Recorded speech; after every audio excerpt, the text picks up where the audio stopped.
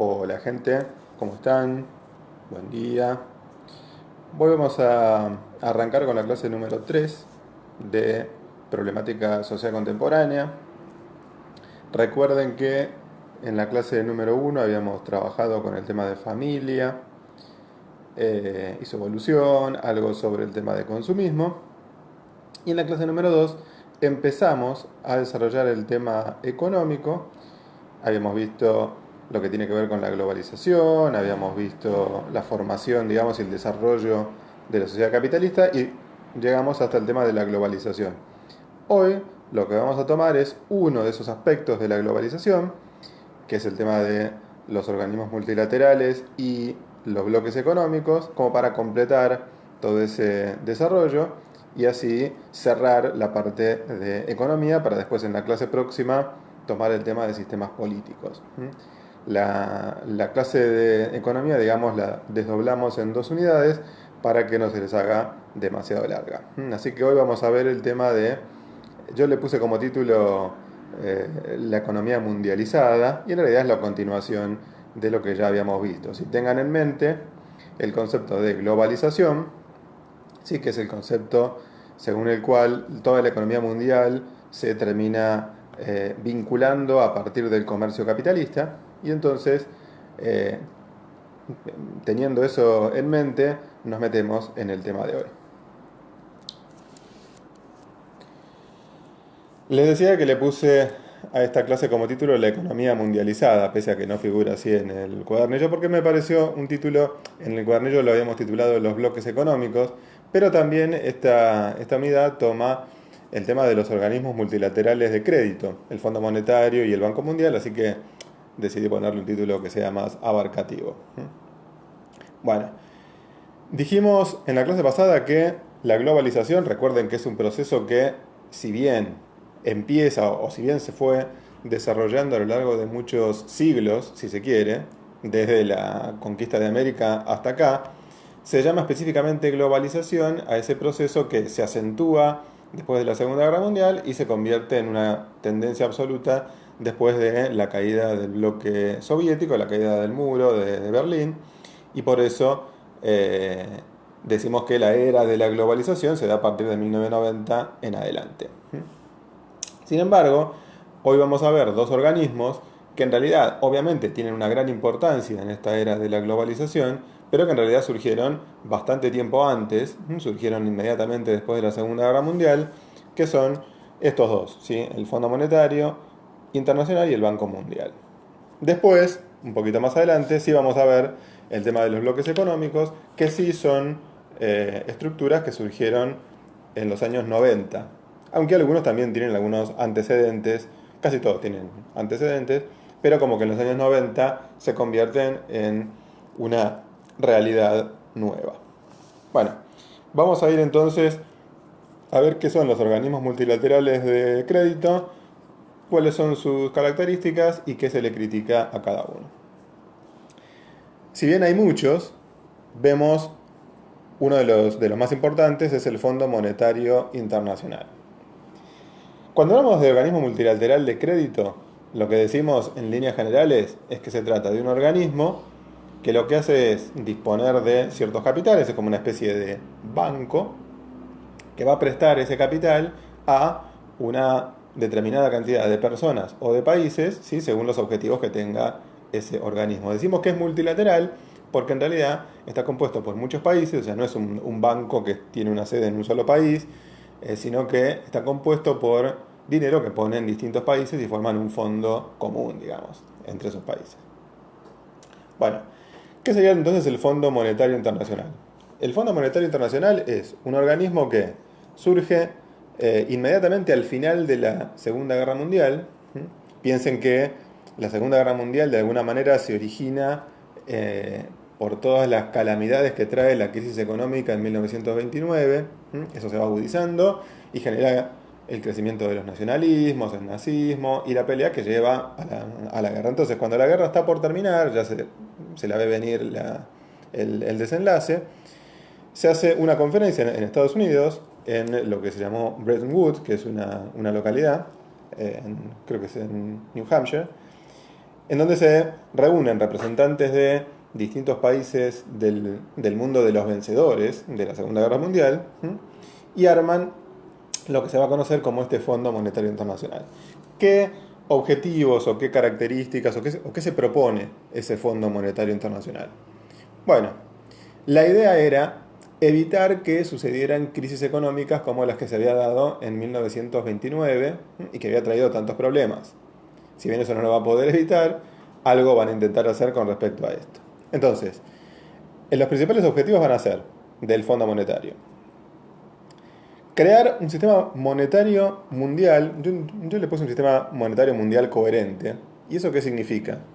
Que, fíjense que antes de esta época, lo que existía eran sistemas en donde cada país, al utilizar su moneda, establecía un sistema de conversión de una moneda con respecto de la otra, y eso hacía que algunas monedas se devaluaran muy rápidamente.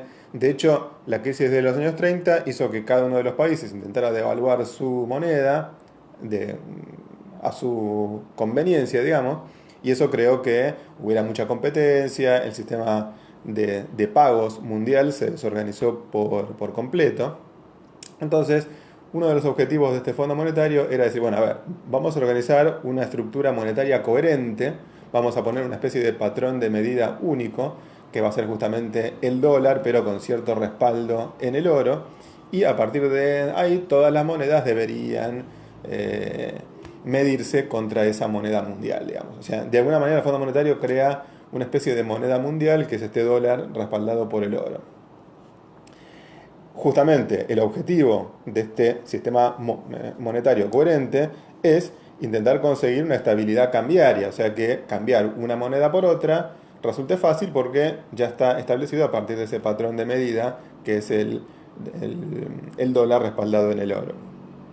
Por otro lado, crear un sistema multilateral de pagos, o sea, justamente que cualquier país pueda recurrir a esa moneda mundial para hacer cobros y pagos entre unos países y otros. Piensen que en la época de la crisis de los años 30, por ejemplo, en ciertos países no se podía o se prohibía sacar cierta moneda. Por ejemplo, en la Argentina se había puesto control de cambios y no se podía sacar al exterior libras esterlinas. Entonces, cambiar una moneda por otra era una cosa muy complicada, lo que se denomina control de cambios. Y la idea del Fondo Monetario es intentar reducir al máximo esto y conseguir que ninguna moneda se desestabilice. Vamos a ver que estos objetivos no se cumplieron en general, aunque en algunos casos sí. Y después, el objetivo más importante del Fondo Monetario es el de asistir a países con problemas en la balanza de pagos. Vamos a explicar un poquito qué significa esto. La balanza de pagos es en realidad una cuenta contable que lo que establece es cuánta guita le entra y le sale a un país. Está compuesta por la balanza comercial, o sea, lo que compra y lo que vende.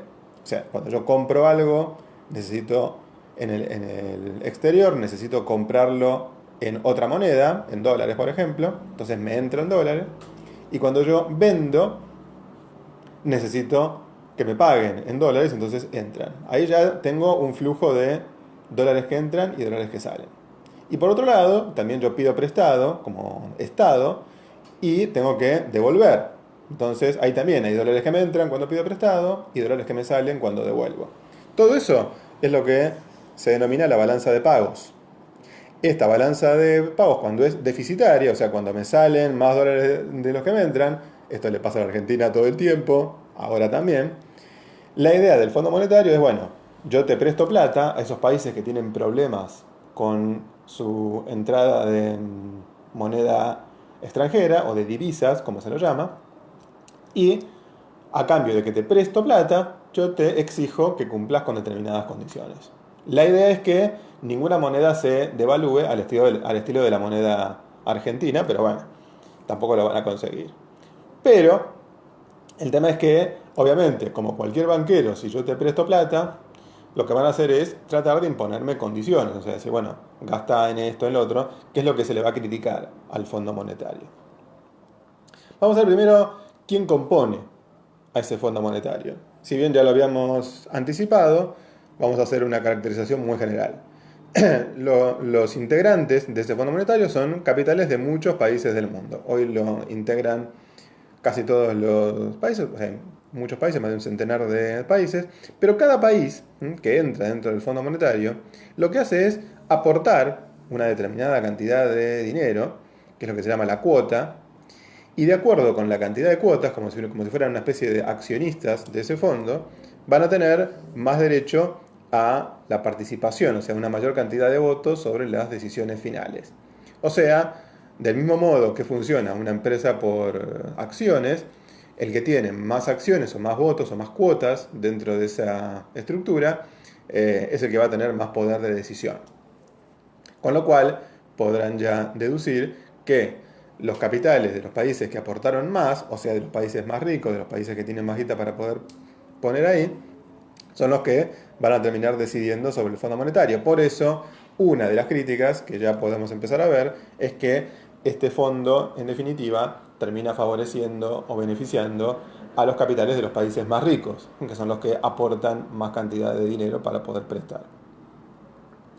Bueno, ¿cuáles son entonces las críticas que se le hacen habitualmente al Fondo Monetario Internacional? Porque uno podría decir, bueno, es un mecanismo para estabilizar la moneda, es un mecanismo para conseguir que no haya tantas crisis. O sea, en principio uno podría decir que el objetivo sería bueno. Bueno, sin embargo, lo que se le critica al fondo es lo siguiente. El fondo presta dinero, o sea, el fondo presta plata, ¿sí? Pero a cambio de eso, ¿sí? Lo que hace es proponer ciertas medidas económicas, ¿sí? Que muchos consideran que no son beneficiosas para el país que recibe ese préstamo. O sea, el país recibe esa plata, o sea, tapa el agujero durante un tiempo, pero, por ejemplo, el Fondo Monetario, ¿qué es lo que recomienda o qué es lo que impone? Porque a veces impone esto a cambio de decir, bueno, mira, o sea, te presto una parte o te adelanto una parte, pero después en un par de meses vemos si vos cumpliste con tu parte y si no, no te sigo prestando. Bueno, entonces lo que propone el Fondo Monetario, por ejemplo, es para que haya plata para poder devolverle, reducir el gasto social, o sea, reducir todo lo que tiene que ver con el gasto que hace el Estado en educación, en salud, en seguridad, etcétera, justamente para evitar que gaste y que pueda devolver esa plata. Hay muchos que dicen, bueno, esto es algo que perjudica al país que recibe el préstamo. Por otro lado, también pueden recomendar aumentar impuestos, ¿sí? Aumento de impuestos, entonces recaudo más y eso me permite devolver la plata al fondo. Por otro lado, eliminar subsidios. Muchas veces entendemos subsidios como planes sociales, pero los subsidios son también subsidios a las empresas, son subsidios al transporte, a la energía, ¿sí? Que muchas veces hacen a estos servicios más baratos. Bueno, como eso es una guita que sale del Estado, el Fondo Monetario también plantea eliminar esos subsidios para que el Estado disponga de más fondos. Esto beneficia a que el gobierno pueda devolver esa plata, pero también perjudica a los que recibían esos subsidios en forma general dentro del país. Y después, otra de las medidas que ya la habíamos visto cuando hablamos de la globalización, es la flexibilización laboral. O sea, por ejemplo, quitarle derechos sociales a los trabajadores para hacer que los capitales, supuestamente como encuentran mejores condiciones para contratar y para echar gente, entren en el país. Y con eso aumentaría el capital, aumentaría la inversión y entonces se podría devolver la plata que se prestó. Esto obviamente también perjudica los derechos de los trabajadores, entonces hay muchos que dicen que estos paquetes que impone el Fondo Monetario en realidad no son más que los que denominamos en la clase anterior políticas liberales o políticas neoliberales, que en realidad perjudican a un amplio sector de la población del país que recibe el préstamo y sin embargo no soluciona los problemas económicos de fondo, porque yo te presto plata por un tiempo, tapo los agujeros, después tenés que devolverme y tampoco se solucionó en el fondo el problema económico. Entonces, por lo general, la crítica tiene que ver con que justamente no solucionan esos problemas, pero van a beneficiar por lo general a los grandes capitales y no al conjunto de los trabajadores del país. ¿Sí? O sea, por lo general, esa va a ser la crítica fundamental que se le hace al Fondo Monetario Internacional. Y después, con respecto al Banco Mundial, más o menos la cuestión es similar. Vamos a ver un par de diferencias con respecto al Fondo Monetario, pero tanto los objetivos como las críticas son bastante parecidos. El Banco Mundial también fue creado un poquito antes de que terminara la Segunda Guerra Mundial, pero si el Fondo Monetario tenía como objetivo solucionar la cuestión financiera de países que están empobrecidos, o de países que tienen problemas con sus cuentas exteriores, ahora el Banco Mundial lo que va a hacer es prestarle no solo a países, sino también a empresas privadas o para hacer emprendimientos financiados a veces por los gobiernos o financiados por empresas privadas o por organismos multinacionales. Entonces, este Banco Mundial tiene varias organizaciones internas. Pasa lo mismo con la Organización de las Naciones Unidas, con muchos organismos internacionales que tienen distintos como departamentos o distintos sectores que se dedican a distintas cosas. Quizás los más conocidos del Banco Mundial van a ser el Banco Internacional de Reconstrucción y Fomento, que se conoce como BIRF, la Corporación Financiera Internacional, o CFI. Estos dos lo que hacen es dar crédito a entidades privadas. O sea, por ejemplo, si una empresa privada quisiera hacer, por ejemplo, un emprendimiento para desarrollar inversión en el agua potable en determinada provincia, bueno, podría recurrir al Banco Mundial para que le preste plata y financie esa inversión. También, por ejemplo, se pueden dar créditos a estados, como hace el Fondo Monetario, como los que hacen la Asociación Internacional de Fomento o AIF. En esto, o sea, por ejemplo, la asignación universal por hijo durante mucho tiempo estuvo financiada por fondos que entraban desde el Banco Mundial. O sea, el Banco Mundial también puede cumplir el rol de prestarle a estados. A diferencia del Fondo Monetario, el Banco Mundial presta para cosas puntuales, sino para solucionar problemas generales de la economía. Y después también actúa como una especie de compañía de seguros, y tiene la Organización Multilateral de Garantía de Inversiones, que lo que hace es prestar y brindarte un seguro en caso de alguna inversión que sea riesgosa tanto para empresas como para gobiernos.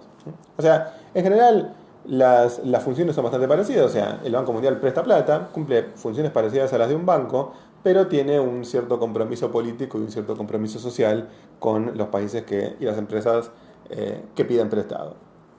Una vez más, ¿qué se le critica al Banco Mundial? Se le critica que favorece principalmente a los proyectos que benefician a los países desarrollados o a las empresas de los países más desarrollados, que beneficia fundamentalmente a los grandes capitales y no a la población en general, que es lo mismo que se le critica al Fondo Monetario. Hay algunos, sobre todo en estos últimos años, que se ha puesto muy en juego el tema del impacto ambiental y de la cuestión ecológica. Plantean que el Banco Mundial muchas veces impulsa proyectos que lo que hacen es dañar el medio ambiente, porque benefician a las inversiones de ciertas empresas que les conviene hacer eso. Y por otro lado, creo que una de las críticas también más importantes, tanto para el Fondo Monetario como para el Banco Mundial, es que no destruyen el sistema de endeudamiento que tienen los países pobres.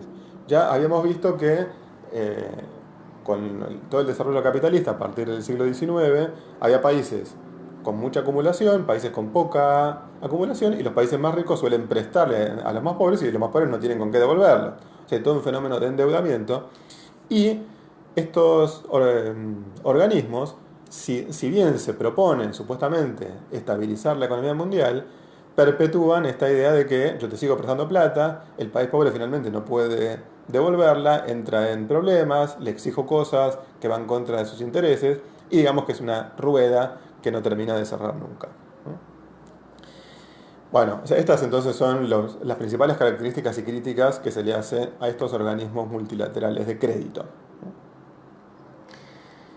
El segundo tema que teníamos para hoy tenía que ver con lo que llamamos los bloques económicos, que también son un desarrollo que se hace muy potente en la primera década de la globalización, que son los años 90, 1990. ¿Qué sería un bloque económico? Un bloque económico, en realidad, yo lo defino acá muy sencillamente como unión de diferentes países,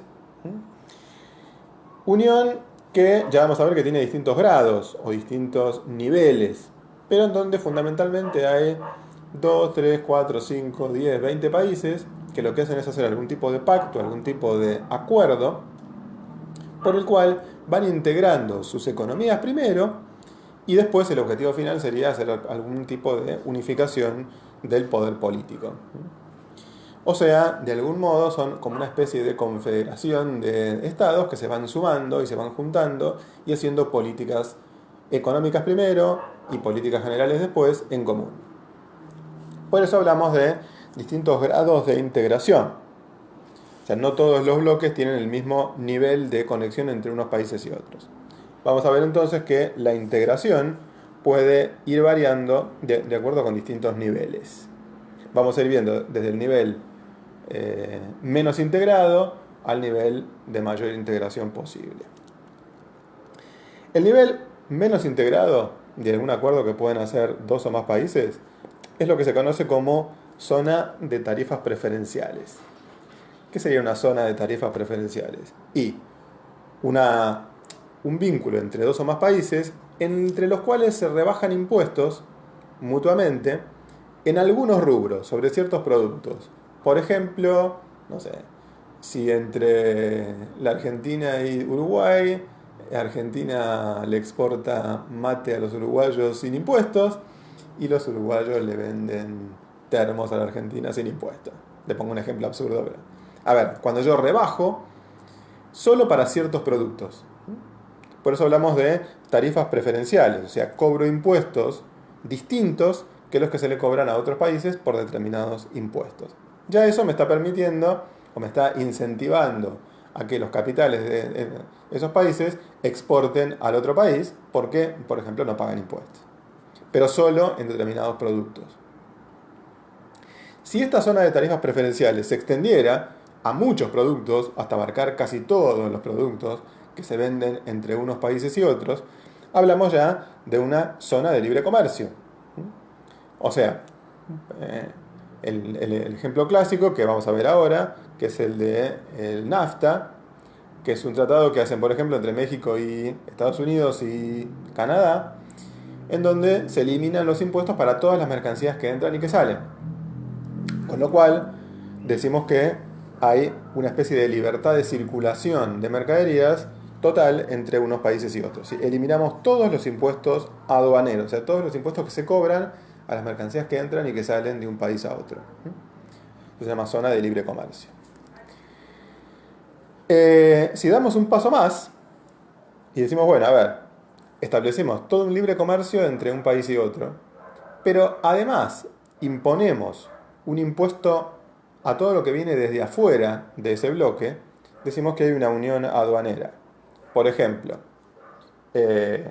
yo hago que entre Argentina, Brasil, Uruguay, Paraguay se vendan mutuamente entre sí sin poner impuestos y sin embargo cobro un impuesto exterior a las cosas que vienen desde Europa o a las cosas que vienen desde Corea, ¿sí?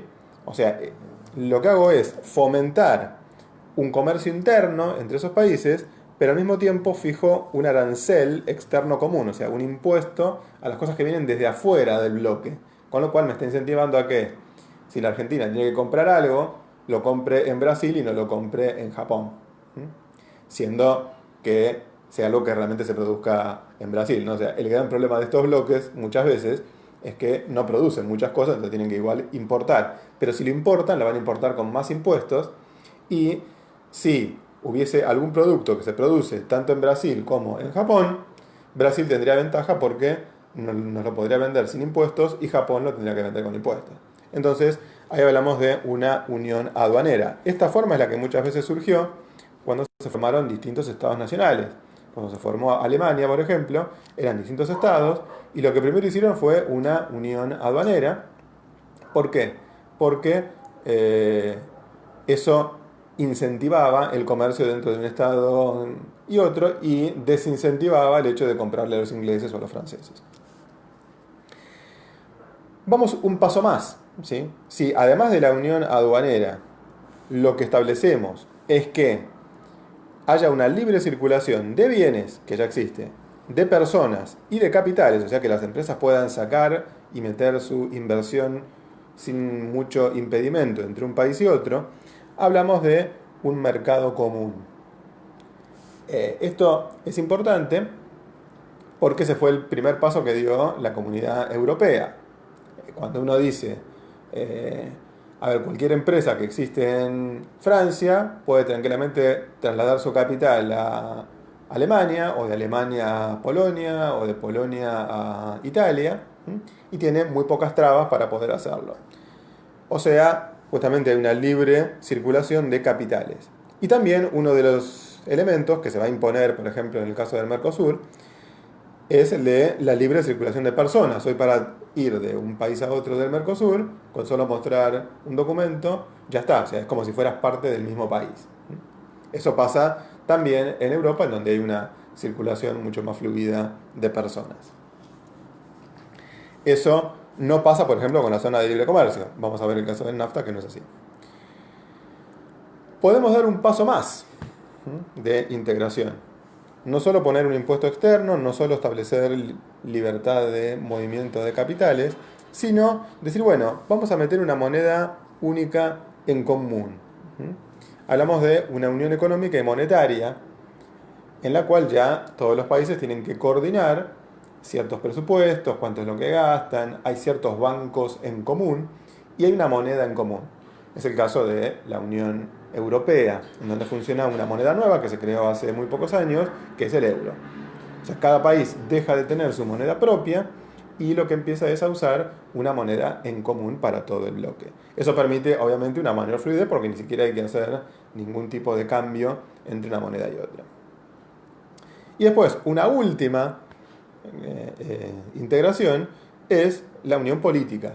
O sea, hacer que todos estos países no solo tengan libre comercio, que las personas se comuniquen y pasen de un país a otro, que tengan una única moneda, sino que además tenga instituciones políticas comunes. Por ejemplo, tengan un parlamento que dicte leyes en común y de alguna manera lo que va acercando es a la creación de una especie de estado gigante que abarque a todos estos países. O sea, que supere la autoridad de cada uno de los estados. De la misma manera que cuando se formaron los estados nacionales había distintas provincias y esas provincias otorgaron autoridad a un gobierno nacional, de la misma manera hoy, en algunos casos, se plantea que algunos países se junten y empiecen a darle autoridad a una especie de gobierno multinacional que tenga también la posibilidad de establecer leyes, de tener algún tipo de ejército o algún tipo de gobierno que sirva para toda la región. En algunos casos lo que se buscaba era hacer una constitución, como en el caso de la Unión Europea, se planteó varias veces un proyecto, pero nunca se terminó llevando a cabo. Pero digamos que sería el último nivel de integración. Entonces, fíjense que cuando hablamos de estos niveles pasamos de el mínimo, que es liberar algunos impuestos entre unos países y otros, hasta una unión política total. Vamos a verlo ahora cómo se aplica en la práctica en los bloques económicos que nosotros necesitamos estudiar. En el cuadernillo vemos desarrollados solamente 3 bloques económicos, aunque hay muchos más, y algunos son muy anteriores a la globalización. Uno es el que vamos a reconocer como, yo lo llamo NAFTA porque es más sencillo, son las siglas en inglés. Estas son las siglas en español, Tratado de Libre Comercio de América del Norte. El segundo es la Unión Europea. Y el tercero va a ser el Mercosur, que es el que nos toca más de cerca porque es el que integra Argentina. Vamos a intentar compararlos, vamos a ver cuándo fueron creados, quiénes son los países que lo componen y cuál es el grado de integración de cada uno. Después vamos a ver, en general, qué se le elogia a estos bloques y qué se les critica. Fíjense que cuando hablamos de la fecha de creación, los 3 bloques están consolidados o creados en una misma década, que es la década del 90, 1994, 1992, 1991. O sea, justamente la década en donde se da el boom de la globalización. Si bien la Unión Europea es muy anterior, Sin embargo, se consolida y forma un nuevo tratado en 1992. Bueno, el Tratado de Libre Comercio de América del Norte, que luego quisieron extender y convertir en lo que se conoció en una época como el ALCA, que era el Área de Libre Comercio de las Américas, que no se concretó nunca, fue creado en 1994. Se habían hecho algunas reuniones entre el año 91 y 92. ¿Entre qué países? Entre los países de América del Norte: México, Estados Unidos y Canadá. Piensen que son tres países con un nivel de desarrollo económico muy desigual. Obviamente Estados Unidos es una potencia industrial de primer orden. Canadá también es un país desarrollado, pero tiene un nivel de productividad menor y un mercado interno menor. Y México es un país subdesarrollado, con lo cual eh, muchas de las críticas que se le hicieron a ese tratado es, bueno, si hacemos un tratado de libre comercio entre un país que es un monstruo industrial y un país que no tiene ese nivel de competencia, va a ser un desastre económico para México, y de hecho en parte no deja de ser así. Pero bueno, la idea como siempre era, como México tiene gran parte de su comercio exterior con los Estados Unidos, facilitarle, digamos, el acceso al mercado norteamericano. Pero piensen que en una región como la del NAFTA se permite el traslado de las mercaderías, ¿sí?, con bajos impuestos o sin impuestos, y sin embargo no se permite la libre circulación de las personas. Con lo cual se da todo el fenómeno de mexicanos que quieren pasar la frontera para instalarse en los Estados Unidos y hay toda una serie de impedimentos, o no los dejan o entran como ilegales. Bueno, se ha llegado hasta plantear el famoso tema de Donald Trump de hacer un muro, una pared entre Estados Unidos y México para que los mexicanos no entraran. O sea, fíjense que acá hay movilidad de capitales, pero no hay movilidad libre de personas. ¿Cuál es el grado entonces de integración que tiene el NAFTA? Bueno, es simplemente una zona de libre comercio, no más. No tiene ningún otro tipo de interés en armar ningún tipo de política en común, solamente disminuir los impuestos entre unos países y otros. Piensen que México tiene mucha exportación de lo que se conoce como maquila, o sea, vienen insumos importados, los mexicanos lo arman y después lo venden como un producto terminado al mercado norteamericano. Entonces, porque tiene mano de obra muy barata, y entonces a los norteamericanos les conviene que entren productos baratos importados desde México. Y los mexicanos, si bien cobran sueldos bastante bajos, trabajan, digamos, y en teoría se verían en algo beneficiados por eso. En comparación con el NAFTA, lo que tenemos es, por ejemplo, la Unión Europea, que es un bloque económico compuesto por, yo le pongo casi 30 países europeos porque están sumándose todo el tiempo, hoy son 27, 28. Puse acá los más importantes, en el cuadernillo van a encontrar un mapa en donde van a ver cómo se fueron sumando. De hecho, la Unión Europea nace como una unión por una cosa puntual, que es la Comunidad Europea para el carbón y para el acero. O sea, fíjense que acá hay también una especie de zona de libre comercio muy reducida, que la firman algunos muy poquitos países: Bélgica, Holanda, Luxemburgo, Italia, Alemania, Francia. Y después se va extendiendo hasta que en el año 57 se firma un tratado, que es el Tratado de Roma, que es el que funda la Comunidad Económica Europea, que ya tiene como objetivo hacer un mercado común.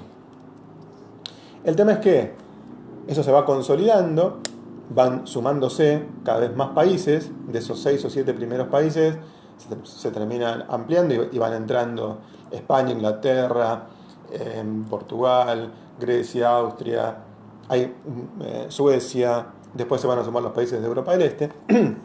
Y en 1992 se firma un nuevo tratado, que es el que se conoce como el Tratado de la Unión Europea, o Tratado de Maastricht, en la localidad de Bélgica, por el cual se establece que ese mercado común va a dar un salto más, va a convertirse en una unión monetaria, y a partir de la unión monetaria va a tener un proyecto de unión política. O sea, el objetivo final de la Unión Europea es pasar de una unión económica y monetaria a una unión política, hacer una constitución con un parlamento y una serie de organismos de gobierno en común, que ya en parte existe, pero bueno, la constitución no se hizo nunca porque tiene que ser aprobada por todos los países y eso no pasó. El tema de la Unión Europea también es parecido al que sucede con el NAFTA, en el sentido de que dentro de la Unión Europea hay países con un alto nivel de desarrollo y otros que no tienen un nivel de productividad tan grande. Entonces, algunos países periféricos, Grecia, Irlanda, Portugal, y muchos de los países de Europa del Este, Rumania, Polonia, Bulgaria, etcétera, en realidad o bien aportan mano de obra barata o bien tienen bastantes problemas económicos. Grecia tiene una crisis económica de muchos años, ¿m? Y entonces muchos empiezan a criticar que en realidad este grado de unión y de libre comercio termina favoreciendo los capitales de algunos países y no de otros. Bueno, y finalmente vemos el Mercosur. El Mercosur es un tratado que ya tiene sus antecedentes en una reunión que se hace en Foz de Iguazú en el año 85 y después se plasma en el Tratado de Asunción 1991, que lo firma Menem en el caso de Argentina, y lo que hace es crear una unión en principio entre cuatro países, más adelante se va a sumar Venezuela, pero los cuatro fundadores fueron Argentina, Brasil, Uruguay y Paraguay. Y la idea inicial de este Tratado de Asunción era empezar con una unión aduanera y terminar en un mercado común, por eso se habla de un Mercosur, mercado común del sur. En principio era poner un impuesto externo, empezar a liberar las trabas comerciales entre unos países y otros, y finalmente terminar en un mercado común con libre movilidad de capitales entre un país y otro. Esto todavía no se consiguió del todo, si bien hay libre movilidad de personas, sigue habiendo impuestos entre unos países y otros, no hay total movilidad de capitales, y tampoco hay una moneda común, con lo cual muchos dicen es una unión aduanera incluso imperfecta, o sea, todavía no se llegó ni siquiera a hacer una unión aduanera como la gente. Bueno, pero el objetivo sigue siendo hacer un mercado común. O sea, fíjense entonces que uno tiene distintos bloques con distintos grados de integración. Apenas una zona de libre comercio en el NAFTA, una unión económica consolidada, pero que no pudo hacer una unión política, en el caso de la Unión Europea, y en el Mercosur, el objetivo es hacer un mercado común, pero todavía estamos en una unión aduanera imperfecta. Bueno, finalmente, si bien esto en el cuadernillo lo van a encontrar para cada bloque, yo lo resumí para hacerlo más sencillo. Cuáles son los objetivos y cuáles son las críticas de cada uno de los que se le hacen a estos bloques en general. Bueno, los objetivos en general de todos los bloques son favorecer el comercio, favorecer la integración entre unos países y otros, la cooperación internacional. Obviamente establecer políticas conjuntas para poder afrontar dificultades en forma colectiva. Y el más importante, quizá económicamente, es el de favorecer economías de escala, o sea que las empresas que se instalen en esos bloques, en vez de vender en mercados internos muy chiquitos, vendan en mercados más grandes y que tengan posibilidad de tener un desarrollo acorde a ese mercado más grande. Piensen que un mercado más grande permite tener empresas más grandes, etc. De todos modos, también es cierto que si uno tiene mercados más grandes y no se prohíbe a las empresas extranjeras participar, van a ser las empresas extranjeras las que van a tener más chance de vender dentro de ese mercado y entonces evidentemente no cumple con la función de integrar a los países entre sí, sino que también trae capitales desde otros lugares. Las críticas más importantes que se le hacen a estos bloques económicos es que en todos los casos aparece esta idea de que algunos países se benefician más que otros. Vimos que en el caso del NAFTA, Estados Unidos va a tener muchas mejores condiciones que México. En el caso de la Unión Europea, Alemania, por ejemplo, es uno de los países más productivos y genera muchos problemas a los países que están en la periferia, Grecia, España, Portugal. Incluso en el caso del Mercosur, Brasil es el que tiene las empresas más potentes y muchos critican esto de que algunas de las grandes empresas multinacionales brasileñas son las que terminan dominando el mercado. Es muy conocido el caso de Odebrecht, que hizo todo un mecanismo de soborno en distintos países de América del Sur, y de alguna manera se benefician más que la de países como Paraguay o Uruguay, que son mucho más chiquitos. Por otro lado, cuando uno plantea cualquier estructura de libre comercio, los grandes capitales terminan desplazando a los más chiquitos, con lo cual evidentemente es una estructura que beneficia al capital más grande y muchas veces ese capital más grande es un capital que es extranjero y que es o sea, que viene fuera del bloque económico. Entonces, evidentemente, ahí estamos hablando de que no todas las empresas se benefician por igual. Por otro lado, lo que también se les critica a estos bloques es que se termina perjudicando a los trabajadores, porque en definitiva, al consolidarse la acción de las grandes compañías y de la flexibilización laboral, por ejemplo, esto no beneficia a los que viven de un sueldo, sino que benefician fundamentalmente a los capitalistas. Y después, una última crítica que se les hace es que destruyen a las soberanías nacionales. O sea, hay quienes tienen una mirada más nacionalista y lo que dicen es, bueno, si la Argentina le da poderes o atribuciones al Mercosur, pierde capacidad para decidir sobre su propio país. Esto pasa también en el caso de Europa, o sea, cuando Grecia entró en una gran crisis económica, hay quienes plantean, bueno, separémonos de la Unión Europea porque, por ejemplo, la Unión Europea no nos deja hacer lo que queremos con nuestra moneda, no nos deja comerciar con los que se nos ocurre. O sea, de alguna manera estaría quitándole poder a los gobiernos nacionales. Bueno, en fin, ahí tenemos entonces un resumen bastante exhaustivo de esta segunda parte de la unidad sobre economía y con esto damos por cerrado este capítulo. En la próxima clase vamos a trabajar con todo lo que tiene que ver con sistemas políticos y a partir de ahí vamos a intentar vincular algunas de las cosas que ya vimos, o sea, lo que estuvimos trabajando de distintos países con distintos sistemas y vamos a intentar aplicarlo a la cuestión política y cómo se fueron desarrollando y qué sistemas políticos hay tanto en la antigüedad como en la actualidad. Así que bueno, esa va a ser nuestra tarea. Así que bueno, como siempre les digo, sigan leyendo el cuadernillo, espero que les haya servido esta explicación cuando la puedan ver y nos encontramos en la próxima. O sea, siempre pregunten dudas, hagan preguntas y nos vemos en la próxima con la clase número 4 que trata sobre sistemas políticos. Chao.